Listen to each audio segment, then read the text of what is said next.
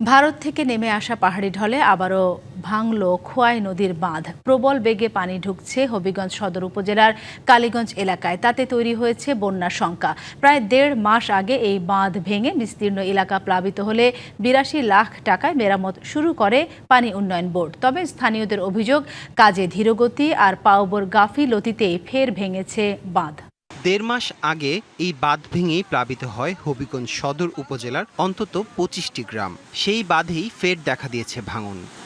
রবিবার দুপুরে পাহাড়ি ঢলে খোয়াই নদীর পানি বৃদ্ধি পেলে লস্করপুর ইউনিয়নের কালীগঞ্জ এলাকায় প্রতিরক্ষা বাঁধের একটি অংশ ভেঙে যায়। প্রবল বেগে পানি ঢুকতে থাকায় তৈরি হয় বন্যার শঙ্কা। ফসল নিয়ে দুশ্চিন্তায় হাজারো কৃষক। এই গ্রামবাসী, এই নিরীহ মানুষ, এই কৃষি জমি, এই ফসল, এই ভাদ্র মাস পাকনা ধান আজকে কৃষি পানিতে তলিয়ে গেছে। আমরা এই অপরিণয় ক্ষতি কে পূরণ করে দিব? ১১০০-১২০০ জায়গা মানুষের রয়ে লিছে, রোয়া ক্ষেত সব নষ্ট হইতেছে। যখন যে আবার পানি ঢুকছে, এই পানিতে সব কৃষকের জমি আবার তলায় গেছে।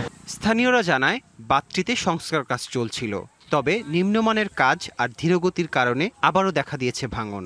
যে মাইকে ফেলাইছে নগদ নিয়ে এলো হার নামানা হার অফার। সর্বনিম্ন ১০,০০০ টাকা রেমিটেন্স নগদে পাঠালে থাকছে স্বর্ণের হার জেতার সুযোগ। ইমারিটা বাংলাদেশে দুইটা সাইড আছে, এই দুইটা সাইডে খাইতে এনে ফেলাইছে আর মূল মারি এনে ফেলাইছি না। যারা ধরে কাজ দেওয়া হয়েছিল এরা যেন কাজ পায় না, যদি এরা কাজ পায় আবার বাংলা দিব, আবার সোনার বাংলা তলিব। অভিযোগ অস্বীকার করে পানি উন্নয়ন বোর্ড বলছে, বাঁধের জন্য মাটি আনতে বেগ পোহাতে হয়, সময়মতো কাজ শেষ হয়নি। বৃষ্টি হইলে এই ট্রাক গুলা চলতে পারে না, যেগুলো মাটি ক্যারি করে নিয়ে আসে, ড্রাম ট্রাক গুলো চলতে পারে না, আর হচ্ছে এক্সকেভেটরও চলতে পারে না, যে নরম মাটিতে। এই কারণে আসলে হচ্ছে কি আমরা মাটিটা আনতে আমাদের দেরি হয়। রাতে বৃষ্টি হলে দিনে কাজ করতে হয়, দিনে হলেও দেখা যায় ওদিকে আর কাজ করতে পারছে না।